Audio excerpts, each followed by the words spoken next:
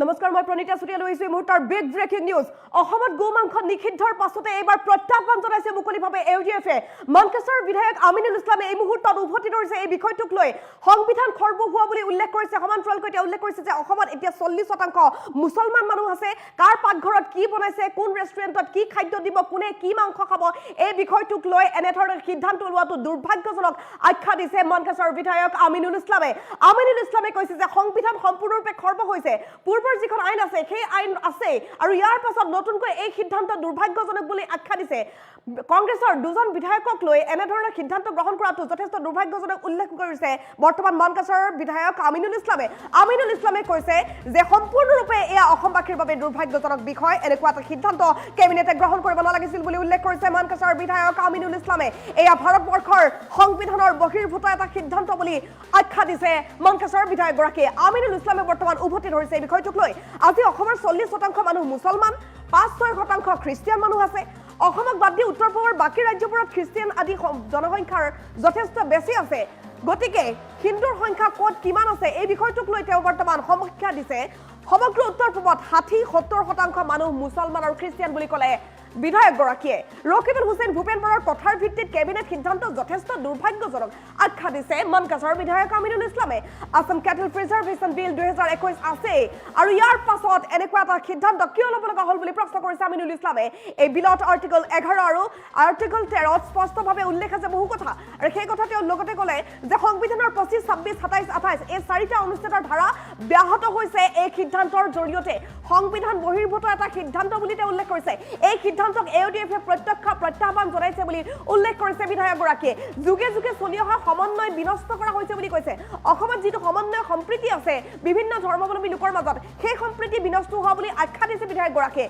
ইমান বছৰ ভাৰতীয় সংস্কৃতি নাছিল নেকি বুলিও প্ৰশ্ন কৰিলে আমিনুল ইছলামে মুম্বাই দিল্লী 5-star হোটেলবোৰত এই মাংস বন্ধ কৰি দেখুৱাওক যদিহে অসমত বন্ধ কৰিছে তেনেহ'লে বেলেগতো বন্ধ কৰি দেখুৱাওক প্ৰশ্ন কৰিছে আমিনুল ইছলামে এই মাংসৰ ব্যৱসায়ী সকলোবোৰেই দেখোন হিন্দু বুলি তেওঁ উভতি ধৰিছে তেওঁ কৈছে যিসকলে স্মগলিং কৰি আছে যিসকলে এক্সপৰ্ট দি আছে তেওঁলোক কোন তেওঁলোক হিন্দু মানুহ সেইবোৰক নাকি নলগাই কিয় কাৰণ তেওঁলোকৰ পৰা হাজাৰ কোটি টেক্স পাই আছে গোৱা হিন্দু ৰাজ্য তাত কিয় বন্ধ নকৰে গোমাংস প্ৰশ্ন কৰিছে মনকেশ্বৰ বিধায়ক আমিনুল ইছলামে কেৰালাত কিয় বন্ধ কৰিব পৰা নাই গোমাংস কেৰালাখনতো খ্ৰীষ্টিয়ান মানুহ বেছি আছে গতিকে কেৰালাত কিয় বন্ধ কৰিব পৰা নাই গোমাংস কেৰালাত বিজেপিৰ এমএলএ জিকিলে কিয় গোমাংসৰে ভোজ ভাত দিয়ে এই প্ৰশ্ন কৰিছে বিধায়ক আমিনুল ইছলামে কাৰ পাকঘৰত কি বনাইছে কিয় চাব লাগে কোনে কি খাবলৈ ভাল পায় সেই বস্তুটোৰ ওপৰত কিয় গুৰুত্ব দিব লাগে কোন ৰেষ্টুৰেণ্টে কি বনাইছে গাহৰি খুৱাই গাহৰি খাব গোমাংস খোৱাসকলে গোমাংস খাব গতিকে এই ক্ষেত্ৰত কিয় চকু দিব লাগে কিয় এনেকুৱা এটা সিদ্ধান্ত ল'ব লাগে ইমান দুৰ্ভাগ্যজনক বুলি মন্তব্য কৰিছে বিধায়কগৰাকী কাৰো ব্যক্তিগত অধিকাৰ খৰ্ব হ'ব নালাগে এনে সিদ্ধান্তৰ জৰিয়তে গোমাংস বন্ধৰ সিদ্ধান্তক লৈ মনকেশ্বৰ বিধায়ক আমিনুল ইছলামে ব্যাপক প্ৰতিক্ৰিয়া প্ৰকাশ কৰি কৈছে দুৰ্ভাগ্যজনক তেওঁ আখ্যা দিছে কেবিনেটে এনেকুৱা এটা সিদ্ধান্ত কিয় ল'ব লগা হ'ল বুলি প্ৰশ্ন কৰিছে এই সিদ্ধান্ত অসমৰ কাৰণে দুৰ্ভাগ্যজনক বুলি আখ্যা দিছে বিধায়কগৰাকীয়ে এয়া ভাৰতবৰ্ষৰ সংবিধানৰ বহিৰ্ভূত এটা সিদ্ধান্ত আমাৰ সংবিধান খৰ্ব হৈছে এনে সিদ্ধান্তৰ জৰিয়তে যুগ ধৰি চলি অহা যি সম্প্ৰীতি সেই সম্প্ৰীতি বিনষ্ট হোৱা বুলি কৈছে আজি অসমৰ 40% মানুহ মুছলমান আৰু 5-6% খ্ৰীষ্টিয়ান মানুহ আছে অসমক বাদ দি উত্তৰ পূবৰ বাকী ৰাজ্যবোৰত খ্ৰীষ্টিয়ান আদি সম্প্ৰদায়ৰ সংখ্যা বেছি গতিকে এই বিষয়টো চাব লাগিব সমগ্ৰ উত্তৰ পূবত 60% মানুহ মুছলমান বা খ্ৰীষ্টিয়ান গতিকে তাত কি হ'ব কেৱল অসমত বন্ধ কৰিলে জানো হ'ব সেই কথা প্ৰশ্ন কৰিছে তেওঁ ৰকিবুল হুছেইন ভূপেন বৰাৰ কথাৰ ভিত্তিত কেবিনেট সিদ্ধান্ত যথেষ্ট দুৰ্ভাগ্যজনক বুলি আখ্যা দিছে আমিনুল ইছলামে আসাম কেটল প্ৰিজাৰ্ভেশ্যন বিল 2021 আছে আৰু ইয়াৰ পাছত এনেকুৱা এটা সিদ্ধান্ত ল'ব লগা হ'ল কিয় এই বিলত আৰ্টিকল 11 আৰু 13 ত স্পষ্টভাৱে কিছু কথা উল্লেখ আছে সমান্তৰালকৈ যদি আমি চাওঁ সংবিধানখনৰ 25, 26, 27 আৰু 28 এই চাৰিটা অনুচ্ছেদৰ ধাৰা ব্যাহত হৈছে এনে সিদ্ধান্তৰ জৰিয়তে উল্লেখ কৰিছে আমিনুল ইছলামে এই সিদ্ধান্তক এউডিএফে প্ৰত্যাহ্বান জনোৱা বুলি তেওঁ উল্লেখ কৰিছে তেওঁ কৈছে এয়া দুৰ্ভাগ্যজনক এয়া পুনৰ বিবেচনা কৰিব লাগে কাৰণ যুগে ধৰি চলি অহা যিটো সমন্বয় সেই সমন্বয় বিনষ্ট হৈছে এনে সিদ্ধান্তৰ জৰিয়তে গতিকে গোমাংস কেৱল অসমত বন্ধ কৰিলেতো নহ'ব বেলেগত বন্ধ কৰি চাওক কিমান বছৰ চলিছে ভাৰতীয় সংস্কৃতি কি ইমান বছৰ নাছিল নেকি আমিনুল ইছলামে প্ৰশ্ন কৰিছে মুম্বাই দিল্লী ইত্যাদি 5-star হোটেলবোৰত এই মাংস বন্ধ কৰি দেখুৱাওক যদিহে এনে সিদ্ধান্ত কঠোৰভাৱে লৈছে এই মাংসৰ ব্যৱসায়ী সকলোবোৰেই দেখোন হিন্দু প্ৰশ্ন কৰিছে আমিনুল ইছলামে কৈছে তেওঁলোকে যে এক্সপৰ্ট দিয়া সকল কোন সেইবোৰক নাকি নলগাই কিয় কাৰণ হাজাৰ কোটি টেক্স পাই আছে তেওঁলোকৰ পৰা উল্লেখ কৰিছে আমিনুল ইছলামে গোৱা হিন্দু ৰাজ্য তাত কিয় বন্ধ নকৰে গোমাংস ডাঙৰ প্ৰশ্ন কৰিছে আমিনুল ইছলামে। আমিনুল ইছলামে লগতে এক বিশেষ অভিযোগ আনিছে যে কেৰালাত কিয় বন্ধ কৰিব পৰা নাই গো মাংস, কাৰণ কেৰালাত দেখিবলৈ পোৱা গৈছে যেতিয়া বিজেপিৰ কোনোবা এগৰাকী MLA জিকে, কেৰালাত বিজেপিৰ MLA জিকিলে গো মাংসৰে ভোজ ভাত দিয়ে। সেই ক্ষেত্ৰত ক'ত গ'ল? কিয় তাত বন্ধ কৰিব পৰা নাই গো মাংস? অসমত কিয়?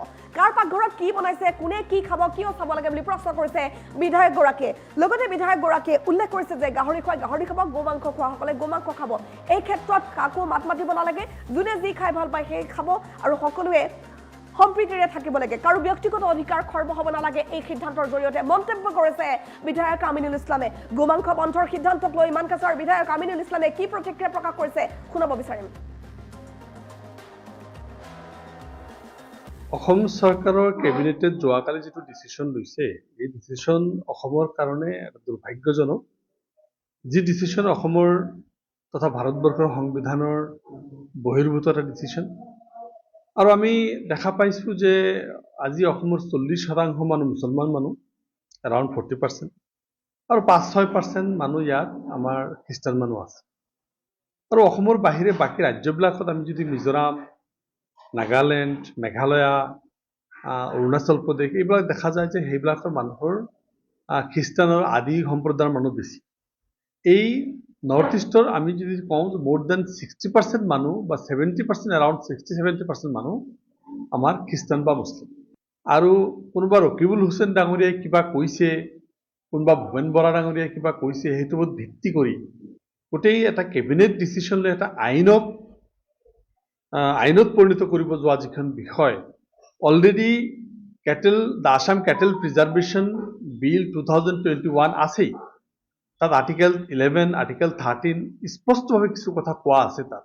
আৰু ভাৰতবৰ্ষৰ সংবিধানৰ 25, 26, 27, 28 এই চাৰিটা যিখিনি ধাৰা অনুচ্ছেদ আছে, এই সংবিধানৰ ধাৰাকেইটা ব্যাহত হোৱা আমাৰ অনুভৱ হৈছে। আৰু এই সিদ্ধান্তটো কংগ্ৰেছৰ এজন বা দুজনৰ বক্তব্যৰ ওপৰত বেছ কৰি গোটেই জাতিটো, গোটেই উত্তৰ পূৰ্বাঞ্চলক এটা সিদ্ধান্ত এফেক্ট কৰিব পৰা এটা সিদ্ধান্ত কিন্তু অত্যন্ত দুৰ্ভাগ্যজনক। যিটো আমি সৰ্বভাৰতীয় সংযুক্ত গণতান্ত্ৰিক মৰ্চা আমি এইটো প্ৰত্যাহ্বান জনাইছোঁ। কংগ্ৰেছে কিহৰ কাৰণে এই বিজেপিৰ ফিল্ডত নামিলে আৰু বিজেপিৰ ফিল্ডত নামি গোমাতাৰ বিষয়টোক লৈ তেখেতসকলে এনেকুৱা মন্তব্য কৰিলে, এইটো কিন্তু অত্যন্ত দুৰ্ভাগ্যজনক। আজি যিখিনি সামাজিকভাৱে আমাৰ যিটো সামাজিক বন্ধন, যুগে যুগে বছৰে বছৰে হাজাৰ বছৰৰ পৰা যিটো আমাৰ সমন্বয়, ইয়াত সকলো জাতি জনগোষ্ঠীৰ মাজত যিটো সমন্বয়, এই সমন্বয়টো বিনষ্ট কৰিবৰ কাৰণে 2014 চনৰ পিছৰ পৰা ভাৰতীয় সংস্কৃতি ইমান বছৰ ভাৰতীয় সংস্কৃতি নাছিল নেকি? এইটোক লৈ কেতিয়াবা কাজিয়া হৈছে নেকি? কিন্তু তেখেতসকলে এতিয়া দুপক্ষ মুছলমান, তো চব আজি ৰেষ্টুৰেণ্টত বন্ধ কৰি দিব, হোটেলত বন্ধ কৰিব। মই প্ৰত্যাহ্বান জনাব খোজো, মুম্বাই, দিল্লী 5-star হোটেলবিলাকত বিফটো বন্ধ কৰি দেখাওক। আজি ভাৰতবৰ্ষৰ পৰা যিমানবিলাক বিফ এক্সপৰ্ট কৰা হৈছে, সকলো বিফ কোম্পানীবিলাক দেখা যায় যে হিন্দু মানুহ। আৰু বিফ এক্সপৰ্ট কৰা ৰাজ্যবিলাক কোনটো? উত্তৰ প্ৰদেশ। আজি বিভিন্ন যিখিনি ৰাজ্য বিজেপি শাসিত ৰাজ্য, তাৰ পৰা বিফ এক্সপৰ্ট হৈ আছে। India is the second largest beef exporter country. সেইটোতো তেখেত নাকি নলগায়, হাজাৰ হাজাৰ কোটি টকা তাৰ পৰা টেক্স পাই আছে। আজি আপোনাৰ গোৱাত অবাধে গৰু চলে, গোৱাতো বিজেপি চৰকাৰ আছে, গোৱাতো হিন্দু ৰাজ্য হয়, তাত কিয় গৰু বন্ধ নকৰে? কেৰালাত কিয় কৰিব পৰা নাই? কেৰালাত কিয় বিজেপিৰ MLA ইলেকশ্যন জিকাৰ পিছত গৰুৰে ভোজ ভাত দিয়ে? এই কিছু কথা আছে, ডাবল ষ্টেণ্ডাৰ্ড। আজি গৰুটো খাব নোৱাৰি, গৰুটো একো কৰিব নোৱাৰি, সামাজিক বন্ধ কৰিব, কিন্তু গৰুৰ চিণ্ডিকেট চলোৱা মানুহকেইজন কোন?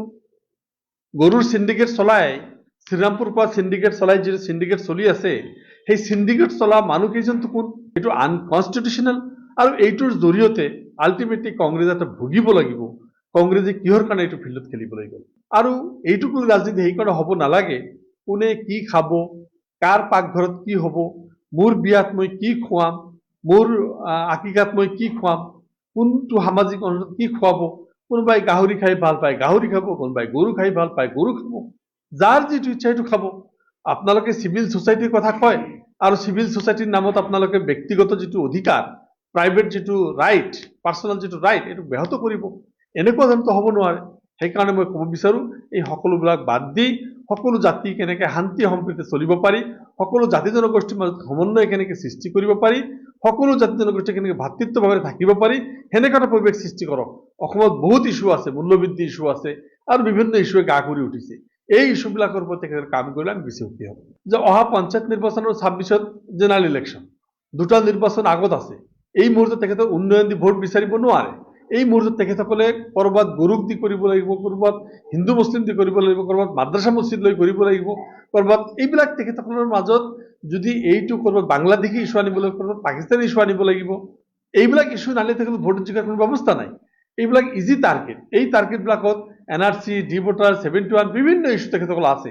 এই ইছ্যুবিলাক গা কৰি উঠাই মেৰু বিভাজন কৰি তেখেতসকলে কেনেকৈ ভোটৰ ৰাজনীতি কৰিব পাৰে, সেই ৰাজনীতি কৰিব, যিটো অসমৰ কাৰণে অহা দিনৰ কাৰণে এটা শুভ লক্ষণ নহয়, ভাল লক্ষণ নহয়। নাই, বিলটোতো আগতে পাছ হৈছে 2021 চনতে। মই বিধায়ক হোৱাৰ পিছত মোৰ প্ৰথম বক্তব্য আছিল গৰুৰ ওপৰত, আপোনালোকে জানে।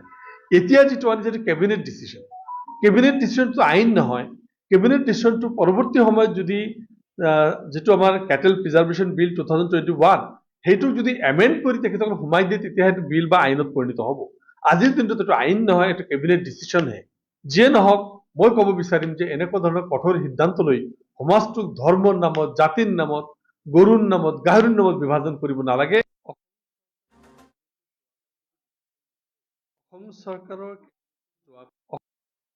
অসম চৰকাৰৰ কেবিনেটে যোৱাকালি যিটো ডিচিশ্যন লৈছে, এই ডিচিশ্যন অসমৰ কাৰণে এটা দুৰ্ভাগ্যজনক।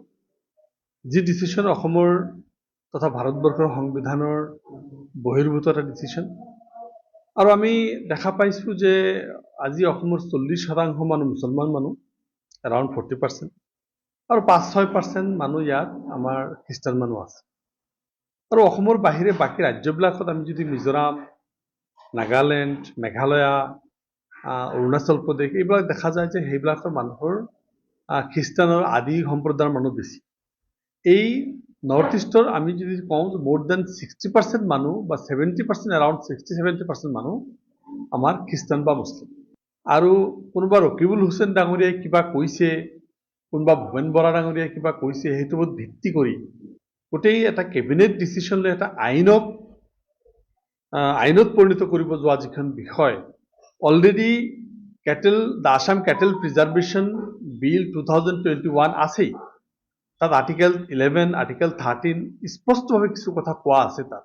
আৰু ভাৰতবৰ্ষৰ সংবিধানৰ 25, 26, 27, 28 এই চাৰিটা যিখিনি ধাৰা অনুচ্ছেদ আছে, এই সংবিধানৰ ধাৰাকেইটা ব্যাহত হোৱা আমাৰ অনুভৱ হৈছে।